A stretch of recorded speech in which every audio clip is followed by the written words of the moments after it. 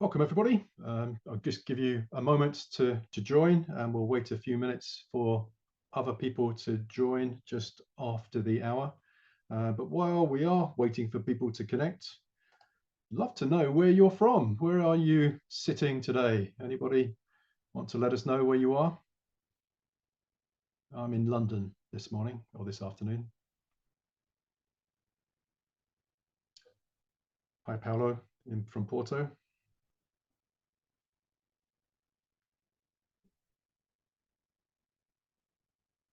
Well, Montreal, West Germany, Italy, California, Bremen. Very widespread. Thank you very much, everybody, for joining us. Oh, Sweden.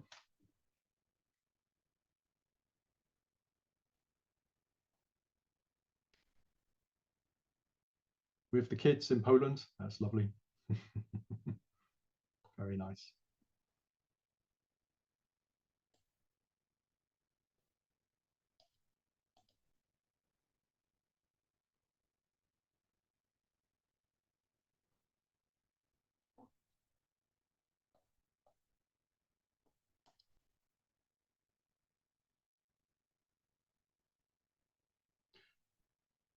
Okay, I will get started now. So thank you very much, everybody, for deciding to join us on this journey where we're going to talk about use case 3.0, the next generation of use cases. My name is Keith de Mendonca. I've been working on this for some time, and I've been working on this for some time with somebody that you all probably know, who was the inventor of use cases, Ivar Jacobson, who is also with us. So welcome, Ivar. What are we going to talk about today? Well, I want to really just give you an overview of our use case 3.0 practice. Ivar will give you some history about how we got here at the beginning. And then what we want really to share with you is, first of all, there is a new ebook available, and that's available to download now. So we will give you links to do that. But I also want to show you how you can use our free online tool, Essence Workbench, to explore this set of practices for use case 3.0, but others as well, and compose and combine those things together. And so I'm going to show you that for a short while on this webinar, and again, invite you to take a look at that afterwards. And it's preloaded with the use case 3.0 practices. And if you get interested, pique your interest in use case 3.0, we are going to be running another session, another training session about use case 3.0 in January. The course is called Master Modern Use Cases. There will be other ones during the next year as well. So do invite you to look at that and consider joining me in that training course, 2-day training course. So with that, I'd love to hand you over to Ivar Jacobson, who is really one of the fathers of software engineering, but particularly for our course or our webinar today, the inventor of use cases. So I'll hand over to you, Ivar. I think you're on mute. Yeah.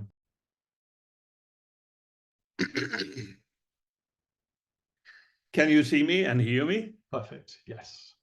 Good. Yeah, use cases was an idea I got when I had to work with a very big specification at Ericsson. It was a 300-page specification of a new system, and it was basically feature-based. It described feature after feature after feature, and you know, to really understand how these features were engaged together, I had to think in terms of something like a use case. And it took a while before I understood that really you have to have a black box view and think about what, from a user's perspective, what you can expect of a system. And that changed my whole perception, and I basically rewrote the whole this specification in terms of use cases. But not another thing that I did, this was 1986, so it's quite a long time ago. And when I discovered very soon that use cases were also test cases. So I had the wonderful thing that we had created your use cases. You basically created your test classes of test cases. And then that really followed very quickly was that you could also use cases to drive a development. So we invented a term called use case realizations. So you had a use case specification, you had use case realizations, and you had use case tests. And that meant seamless development. Most people have only used use cases for requirements. And I never thought it was a big idea, actually. It's amazing. It's very hard to see what is big. But I thought it was practical, very practical. So it took a while before, first of all, I tried to get it adopted at Ericsson, but no, that didn't happen. So before Ericsson adopted it, I had to get it adopted by the world. And when Ericsson adopted it, but they wanted to call it translate, because in Swedish, we didn't call it use case, we call it usage case.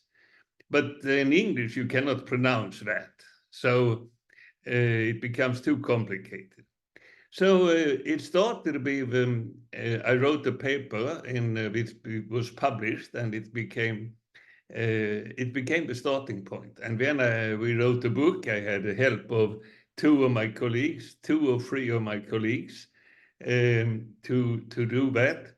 And that book became a really bestseller. You know, it's a book about software that is sold in 2 million copies. That is not so bad.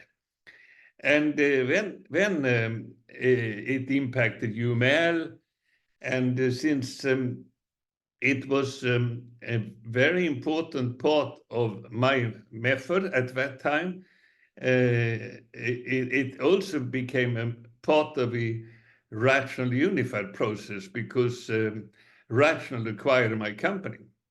But then we called it rational unified process instead of object-tree.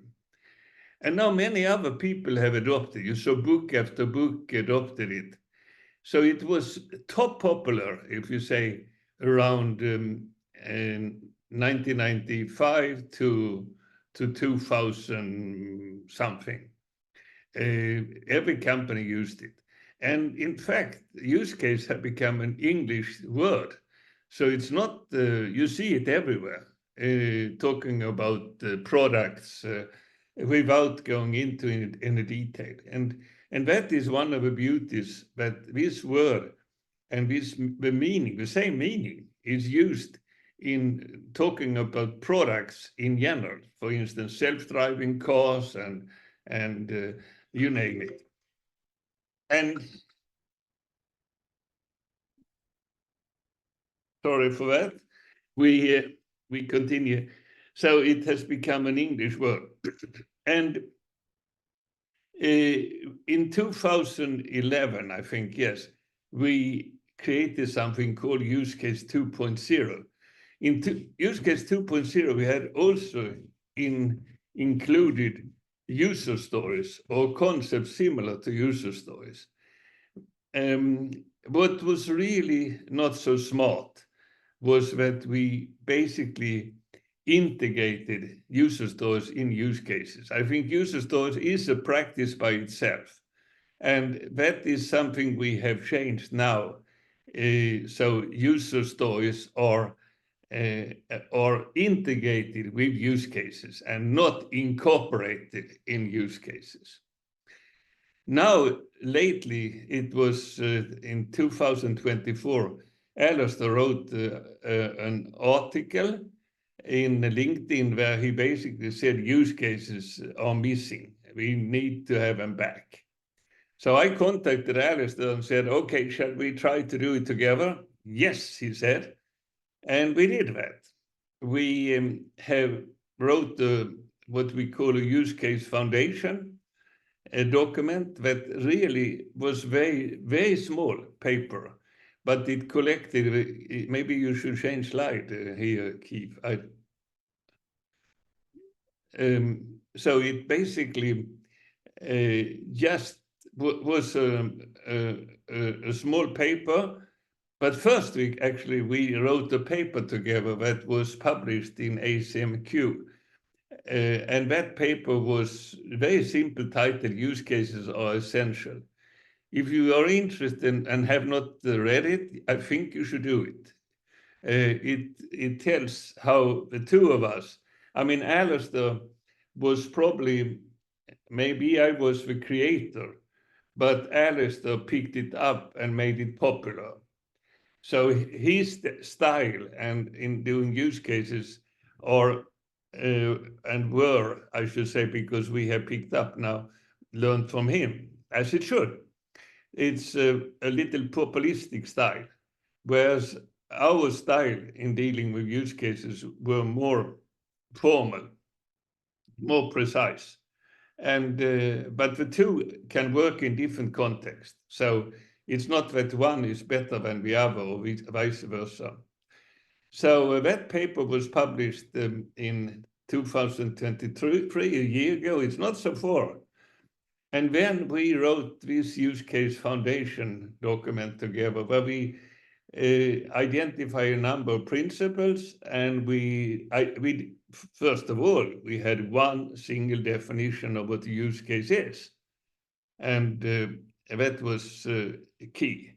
So maybe you can show me that is, so we formulate, so a use case is all the ways of using a system to achieve a goal of a particular user. So it is related to a system. It's very key that there is a system. It's not something that is dangling around. It's embedded in a system.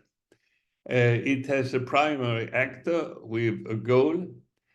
And then is a concept that's also very used, namely the scenario. A scenario is one of the paths through that use case. And a use case collects these scenarios, is basically. So I think that's probably a good start, right? And you are, of course, welcome to ask me questions, and maybe I even can answer them. Yeah, we would encourage people to put questions in the message chat, or later on we'll have a time where you can actually ask if you want to ask verbally as well. But do put questions in the chat if you wish.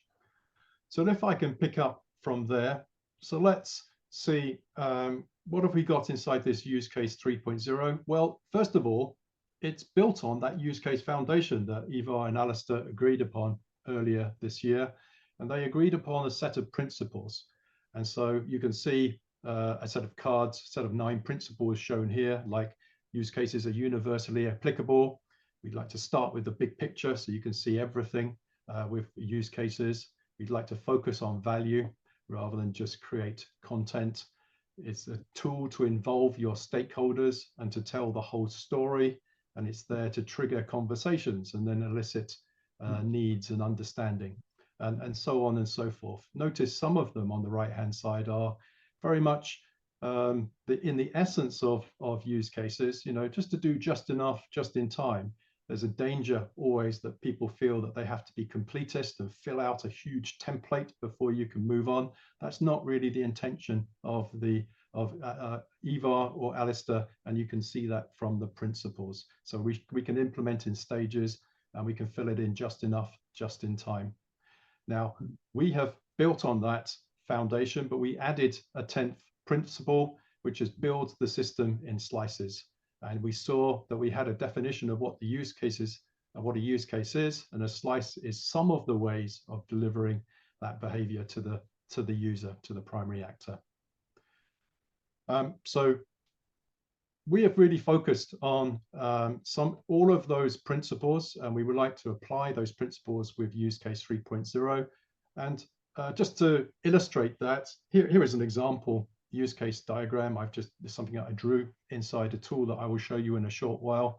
And immediately we can get quite a clear, comprehensive view about who are the different actors involved in this, who are the primary actors, who are the supporting actors to help this system actually do what it's going to do, what are the different user cases here.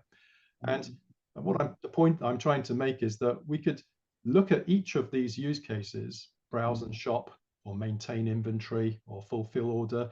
We don't need to know absolute detail of everything at the same time necessarily if we are building the system incrementally over a period of time. So maybe we could spend more time, focusing in on, for instance, the browse and shop use case, and do that in more detail, and leave and then look at the other ones in a lightweight way. But the question is, how do you describe that? Well, we have provided a number of different use case practices to literally name different levels of detail as you do your modeling, or as you actually work on your individual use cases.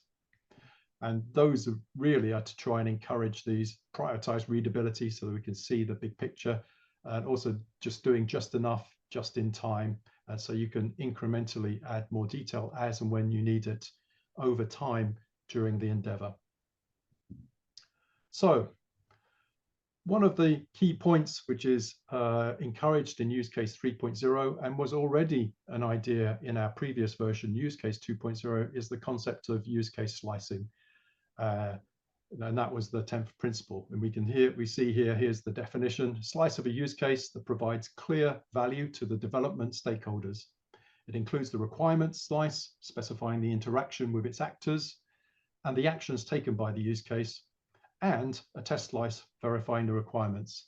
Use case slices are used to stage the delivery of the use case. So they're a mechanism for us to think about doing parts of a use case incrementally, and actually following that through from thinking about the needs down, as Ivar said, to actually coming up with very clear and specific tests.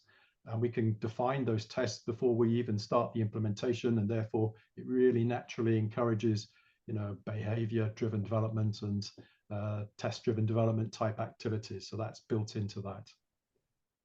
If you're not sure how many people who are on the webinar are aware of use case 2.0. If you have used use case 2.0, love to see in chat if anybody recognizes 2.0 or has implemented it. Do post in chat wherever that is so.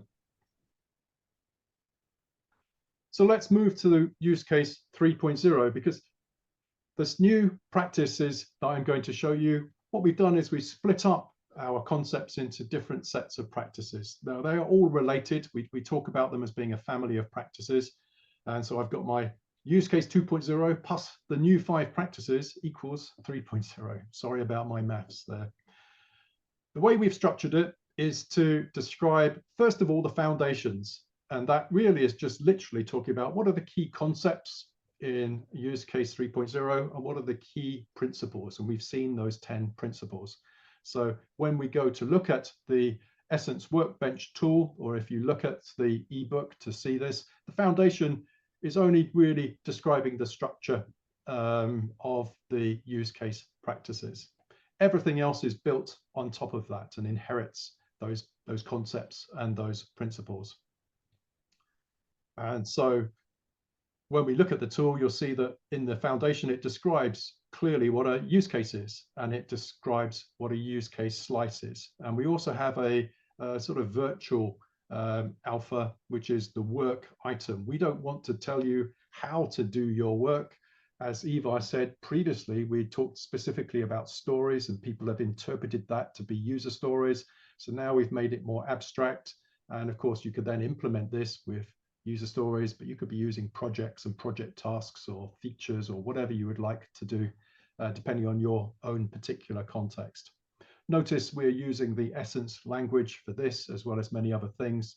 And so these are the things that we would like to progress. We would like to progress the use case, and we're going to progress it slice by slice. So we have to identify and describe use case slices as well.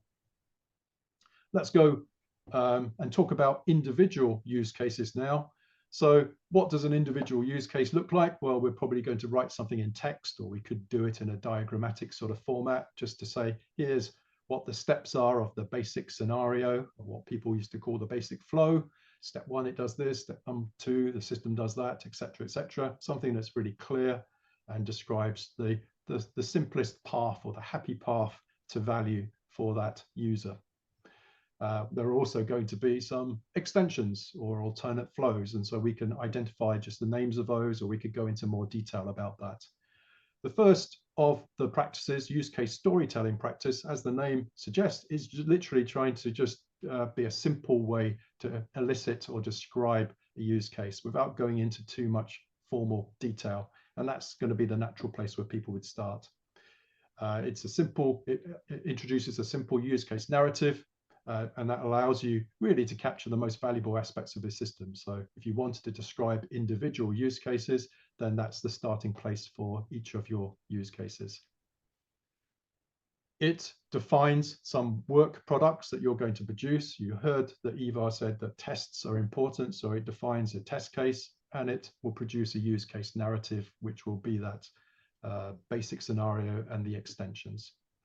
That's great for most people, but some people need much more structure and would like to see some more detail. So adding preconditions, post-conditions, thinking about extends inside there as well. So if you want to go to that level of formality and you want to add levels of detail to the test case and the use case narrative as well, then you can select to use the use case authoring practice. And situations when you might choose to do that is when really it's a commercial thing. You have to be very clear and specific about what you're doing, because maybe it's a contract, or you're talking about options that will be available, and that's got to be very clear.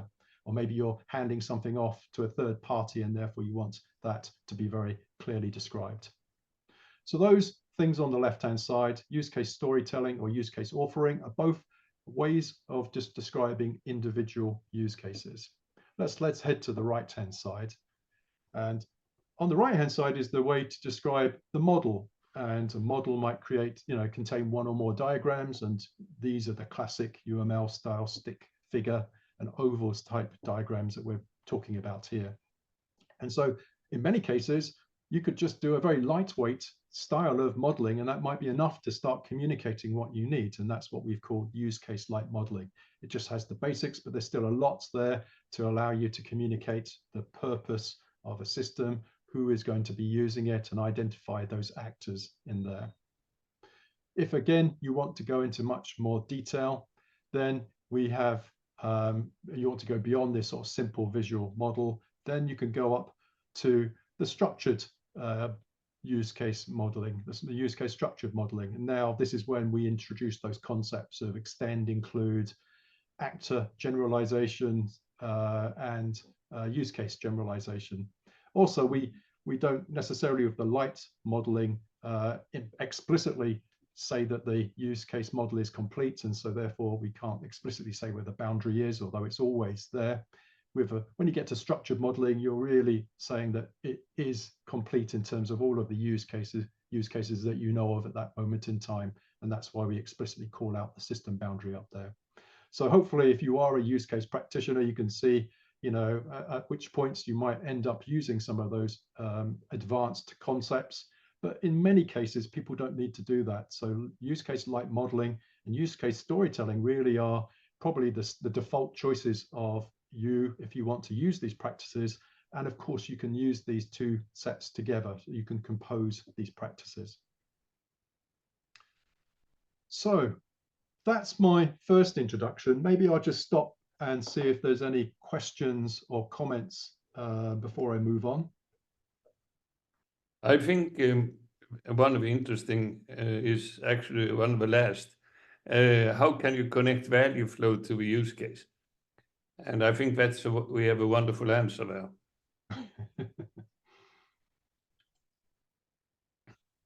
Well, maybe I would like to calibrate that, Frederick. I don't know if you want to come off mute and actually ask, because do you mean the flow of the value, or do you mean the value itself? I just want to clarify before I perhaps start. Well, isn't the value flow a use case itself? Yes.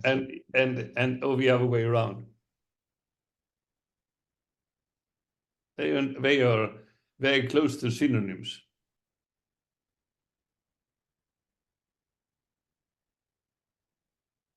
There's another question here from Roloff saying, how does use case storytelling differ from the concept of user stories and story maps? Well, interesting question, because we actually did a webinar in the summertime with Jeff Patton talking about that exact topic, because really story mapping as a concept came from the concept of use cases. And so there is a strong connection between the two. And it's certainly something that we explore in the training course that we have, and that we would like to share some information about in the future. But the short answer to that really would be, you know, they are really the same thing. So the backbone of a story map is basically the basic scenario or the basic flow. That's really what it represents. The other items in the story map do represent the extensions or the alternate flows. And that really is the way that that Jeff Patton envisages it as well. And from there, you can really start stepping on to identifying individual user stories to actually provide those different behaviors. Maybe we'll share those links in the chat later on. Okay, so thank you for those. So now what I'm going to do is I'm going to move over to the Essence Workbench tool, which our company shares, because I want to invite you to try it out and use it yourself. There is, I'll share the QR code to connect with it again towards the end of this presentation. But I just want to show you why it's quite useful and give you some deeper views about the anatomy of these practices. So this is what you'll see if you actually open it up with the link that we will share with you a little bit later on. And you can get access to the ebook directly from here. So if you click on the front cover of the ebook, you'll be able to jump and pick that up.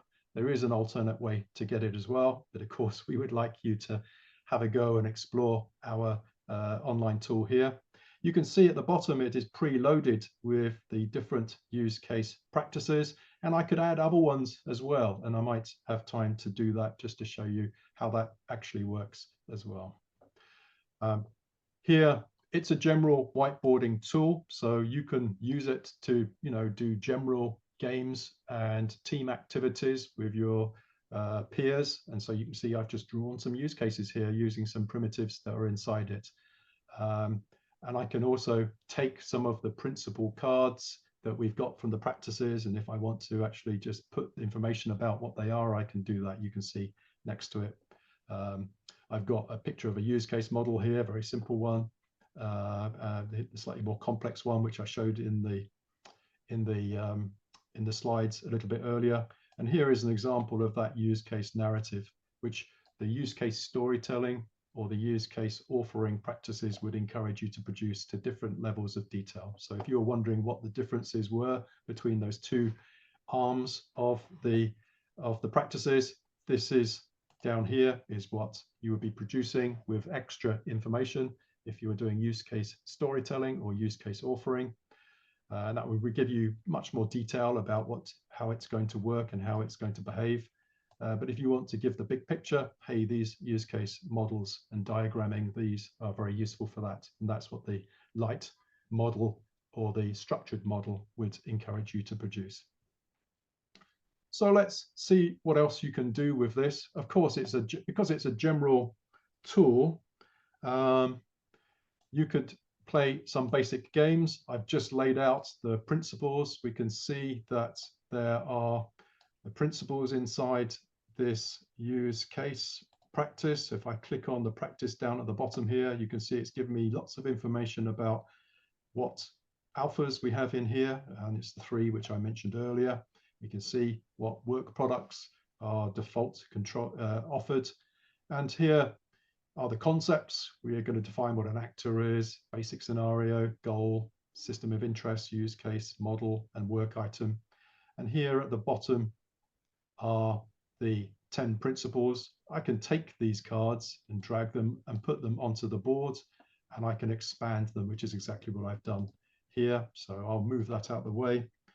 But even at the starting point, you could just use these with your team to actually say, you know, well, looking at and reading each of these principles, well, do we do it or don't we do it? And you could actually have a discussion, you know, saying what you do, what you don't do, get different people to vote and use that to drive conversation and see if you're using use cases in the way that you would intend to, because these principles might challenge you about how you've been applying them before. So that's one simple application that you could use this tool for. But it's more interesting because all the mechanics of the practice are inside here. So I just secondly want to take you to another area, which will basically show how there's a lot of detail about the practices. And so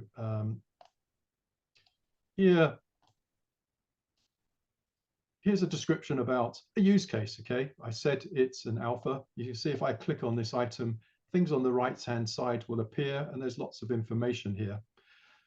This use case, we can see that we want to walk through a number of states. We're going to start by getting the goal established, then we're going to understand the scenarios, then we're going to enable the basic scenario, then we're going to identify sufficient scenarios, and then the end state could be that we've got all scenarios fulfilled, or we might choose not ever to get to the end here. So we know we're going to start from the top and work our way down, but it's up to you and your implementation choice about, you know, sufficient or rather than everything. And that might depend on the contract you're following or when your business and when your customers and users decide you want to stop.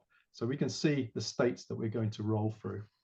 And that's interesting because if this is the first state that we're going to head to, we've got a whole set of checklists. How do you know you're going to be there? Well, here's a set of checklists to actually to compare your current state and your progress as you're doing work on your use case, to work out, do you know what your primary actor is? Do you have your stakeholders agree upon the goal, etc., etc. So notice immediately there's a lot of practical advice inside here in terms of checklist items. How do we get here? How do we get to goal established? So if I look down here, it says there is an activity that you should be doing to find actors and use cases. And I stuck it on here. I could have dragged it over onto site. And this is really telling us, you know, this is the activity to take us and make it and get us to this first goal. And if I click on find actors and use cases, which is the first activity of this practice, we can see it achieves this state, but also it's going to create or start populating two different work products. We're going to create the use case model because this is the use case like modeling practice, and it's going to take us to a certain level of detail. So it's even telling us how much we need to capture. Similarly, we're going to start filling in some supporting information, and it says, well, just take notes. So that sounds early and that sounds pretty informal. You can see here, here is the details about those things that I could drag onto the board, and so I can have a little set of checklists. In this case, this checklist is very simple, but it's giving me advice about what I'm actually looking for to get to this stage. So the most important actors and use cases, the primary ones have been identified. Okay, that's very simplistic. Notice you might have other things that you need to do inside your own organization that you think is essential to get to that stage, and you could add your own checklist items as well. So don't assume that you have to stick with our checklist items. You can actually customize it yourself as well. Let's carry on with the journey. We got to goal established. That was the first step of the use case. Now we would like to get to scenarios understood. Okay, so let's see if we click on that, we can see we've got another activity, describe and slice a use case. Again, I stuck that already on here. And if I click on this activity, it's going to tell me, yep, I should have the use case model set to value established already, which we do. It's telling me also who should be involved in this activity and what level of competency they should have. And this is true for all of the activities. So that's quite useful if you're unsure who to draw in. And here it's telling us what we need to achieve. So you can see, hey, we're still just got notes being taken in our supporting information, but it's going to take us to a next state in use cases, the scenarios understood, which I've just shown here on the right-hand side. But interestingly, well, we're starting on our journey with the use case slice as well. We're going to identify the first slice because we're identifying with scenarios. So therefore we can start thinking about how to slice it up. And so I've stuck the use case slice identified states down here. And it's now asking us to create the first aspect of our test case. So test ideas formulated. And so I've just put the cards down here. Once again, you can see, how do we know that we've got the right level of detail? Where there's a checklist. And so we can check with that. And again, that's customizable. So I hope you can see that the practice basically tells you what activities you need to do from step to step. It tells you what states you're meant to achieve, and it will give you hints and clues about what level of detail you want to collect in terms of the different work products that are required here. If we carry on my journey here, if we want to get to, we're on the use case slice. If I click on here, we can see we were identified. How do we get to defined and prepared? But if I click on prepared, it's got a checklist to say how to get there. And it also says, hey, there is a new activity. And again, prepare a use case slice is the activity. I've stuck it on here just to make it easy for me to find it. And it's again telling us what we need to have to get started with this, what competencies we need to do it. And it's telling us, you know, what level of detail we're going to create our test case, or what level of detail are we going to have our supporting information. In this particular situation that I'm showing here, I've actually added more than one practice. I've actually got the other practices in here. So now it's composed the different use case 3.0 practices together, and I've got a use case storytelling practice also in here. So it's also saying, hey, I could be creating a use case narrative, you know, and getting that to a certain level of detail as well.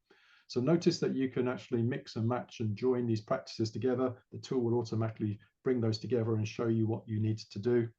And that's really valuable if you're thinking about how to work, not in isolation with these practices, but, you know, do real work, basically. And finally, as you might realize, the use cases, if I just click back on the use case life cycle here with all of these states, goal established, yep, could do that. Scenarios understood, that's a thinking job, talking, triggering conversations, all of those principles we talked about. But basic scenario enabled, that means you've implemented it.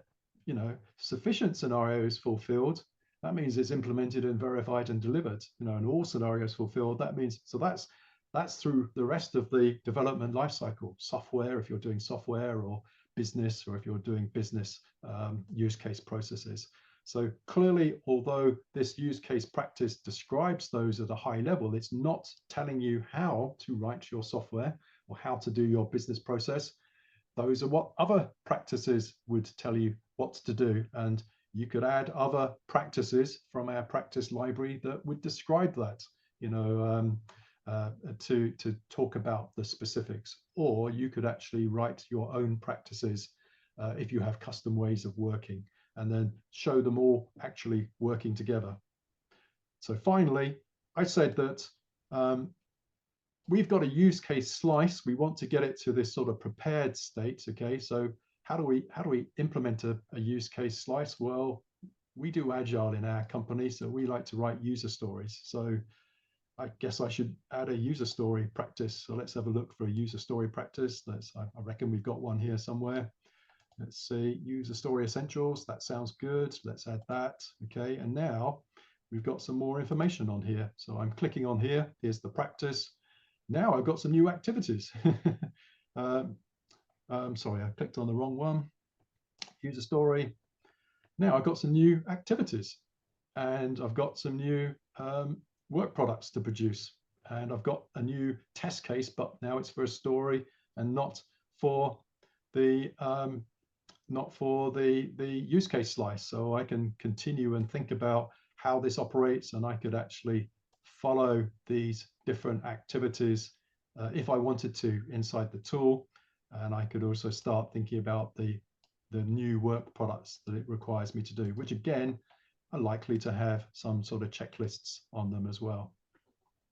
So I'll stop there because I don't want to overload you with too much things there. But what I just wanted to show you is that this workbench Essence Workbench allows you to click and explore interactively with the use case practices and see how the pieces connect together. You can also add other practices. We've got test-driven development and all kinds of things inside here, so you can look and see how those things might interact.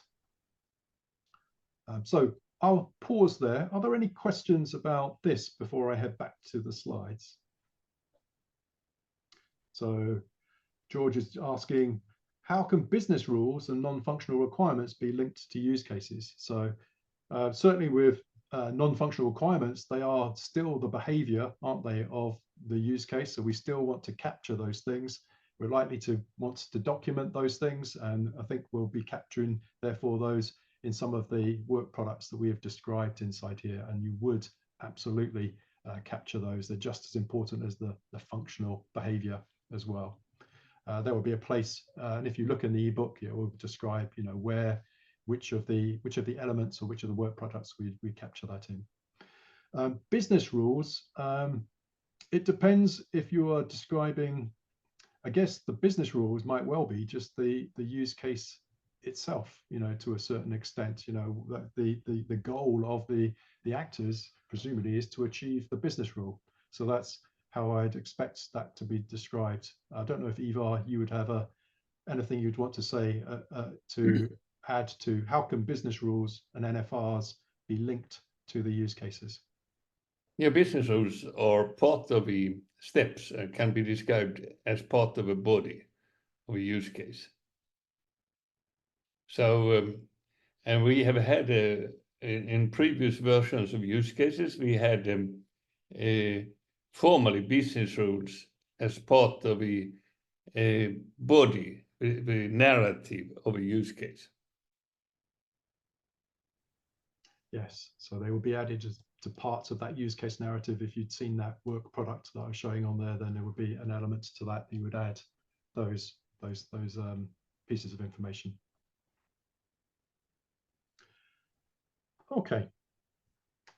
So just to finish off, as we come to the end, we're hoping that you are reinvigorated to know that use cases are essential. We would invite you to read that paper that Alistair Coburn and Ivar Jacobson published online. Again, I've got some QR codes to show you at the end, so you can look at that to get the essence of use cases, and also to start thinking see how it connects with what we are describing here.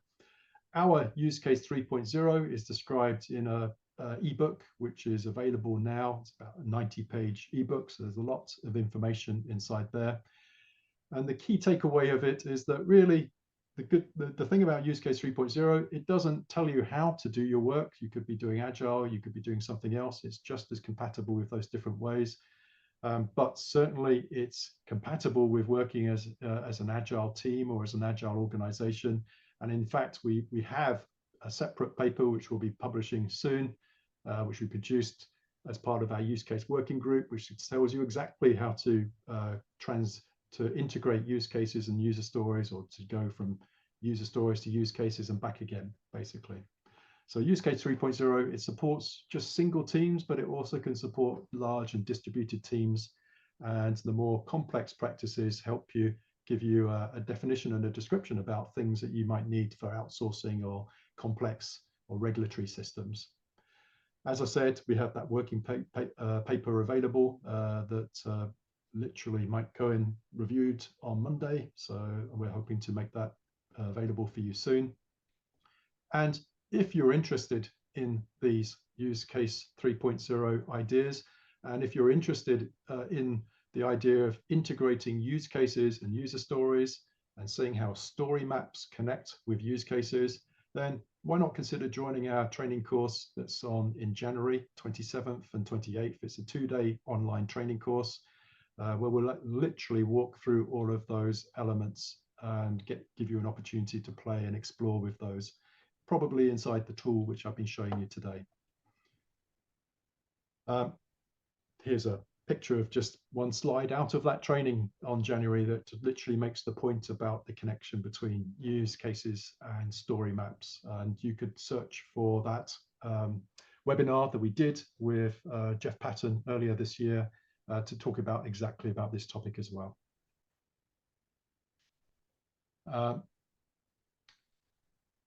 And that really brings us to the end.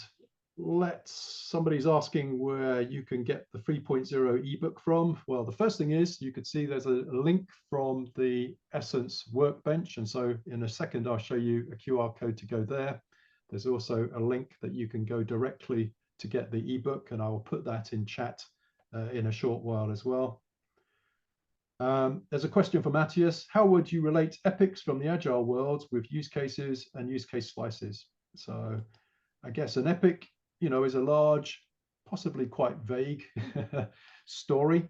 And one of the patterns that we described inside our work in our pattern paper is exactly how you would start with what is basically an epic, the very high level description, to actually define it much more clearly as a use case and use the language and the terminology and the thinking tools of use cases to help you think more clearly about what might be quite a large and vague idea.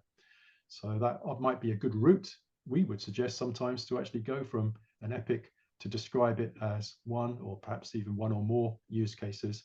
And then there are clear routes and different patterns that you can use to go from a use case to break it down into small, specific, clear user stories that are traceable back to that original use case. I know you were keen, Ivar, with that pattern that we put in the working group. I don't know if there's anything else you want to say about relationship between epics or large user stories and use cases. I mean, the user stories came to support development. We had something similar before to user stories, but it was not as clear and as well emphasized as user stories. And when user stories became popular and generated new ideas, so epics came from ignoring the use cases and coming from the user stories idea, and we got a new generation of things coming.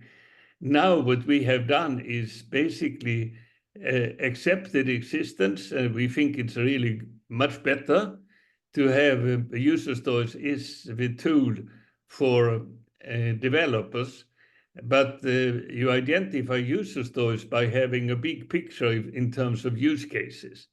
And use cases are the element for to talk about when you talk to people who are going to buy the system or to get the big picture.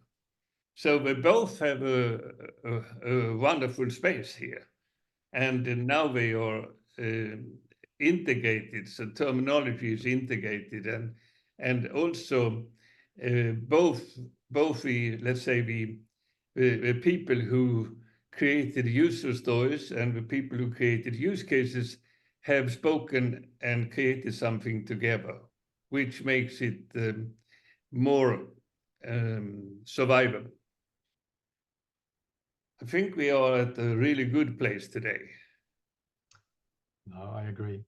Just to pick up on something else that Matthias said, he said, how do we relate them to use case slices? Well, the interesting thing is, of course, a use case or an epic, it could be large or it could be huge. We don't know how much effort would be taken to implement a use case or implement an epic. Therefore, it's not, neither of those things are a good, really backlog item to at least prioritize specific work in a short time box in the way that agile teams like. Use case slices, though, you can make small and clear, and you could actually define the scope of those so that each use case slice might be the goal of an individual iteration or a sprint for an agile team. And each use case slice might be implemented by one or maybe several user stories. And so that would be the clear relationship that you would see in that situation.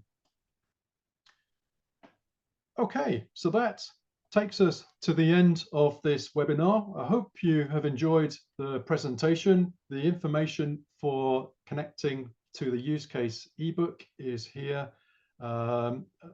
on the both in the chat, on the slide. The QR codes would also take you to Essence Workbench. Strongly encourage you to have a look at that. Really interested in your views and your feedback about that. And I'd love to see you or your friends or your workmates join us in this Master Modern Use Cases training in January. The course is being run as a public course in January and onwards, but we can also run that privately, and we already have one course organized in January to run privately within a company, and we'd be very interested in doing that in your own organization if that's something you would like. So thank you very much for joining us, and use cases are essential. Goodbye. Certainly.